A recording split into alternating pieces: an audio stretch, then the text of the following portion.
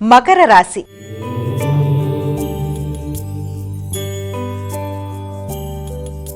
అమ్మా, మకర రాశి వారికి ఈరోజు ఏ విధంగా ఉండబోతోంది? చిన్ననాటి మిత్రుల యొక్క సహకారం కొరకు ప్రయత్నం చేస్తారు. ఏ పని అయినా సాధించుకోగలిగిన అధిక శ్రమ అనంతరం మంచి శ్రమతోనే పనిని సాధించుకోవడం, ఆర్థిక విషయాలు, చిన్ననాటి మిత్రుల కలయిక, సమావేశాల్లో పాల్గొనడం, సాంఘిక సంబంధాలు పెంపొందించుకోవడం, భాగస్వామ్య వ్యవహారాలు, జీవిత భాగంతో కలిపి తీసుకునే నిర్ణయాలు మొదలైన వాటికి ఎక్కువ శాతం శ్రమతో అనుకున్న ఫలితాలు సాధించడానికి చేసే ప్రయత్నాలు అనుకూలంగా ఉండే అవకాశం అనేది కనబడుతుంది. అదేవిధంగా శక్తి పెరుగుతుంది, ఉత్సాహం పెరుగుతుంది, మంచి నిర్ణయాలు తీసుకుంటారు, శత్రువుల మీద విజయం సాధిస్తారు, మంచి నిర్ణయాలతో ముందుకు వెళ్ళడానికి తీసుకునే నిర్ణయాలు అనుకూలంగా ఉంటాయి. కుంభరాశి.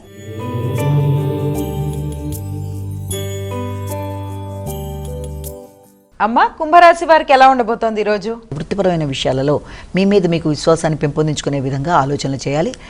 ముఖ్యంగా అధికారులతో సామరస్యంగా వ్యవహరించి అనుకున్న ఫలితాలు సాధించడానికి ప్రయత్నాలు లాంటివి చేయాలి. ఆలోచనలలో నియంత్రణ ముఖ్యమైన విషయాన్ని గ్రహించుకుంటారు. ముఖ్యంగా అధిక ఆలోచనలు, నెగిటివ్ థింకింగ్, మానసిక ప్రశాంతత తగ్గే విధంగా నిర్ణయాలు తీసుకునే పరిస్థితులు వృత్తిపరంగా ఎదురవుతున్నప్పటికీ దానిని వీలైనంత వరకు మీరు మీ కృషిశీలతో నైపుణ్యాలు పెంపొందించుకుంటూ మంచి నిర్ణయాలతో చక్కగా ముందుకు వెళ్ళడానికి చేసే ప్రయత్నాల వల్ల వృత్తిపరమైన విషయాల అభివృద్ధితో పాటు మంచి ఆలోచనలు కూడా ఏర్పడే అవకాశం ఉందని మనం ఇక్కడ భావన చేయొచ్చు. మీనరాశి.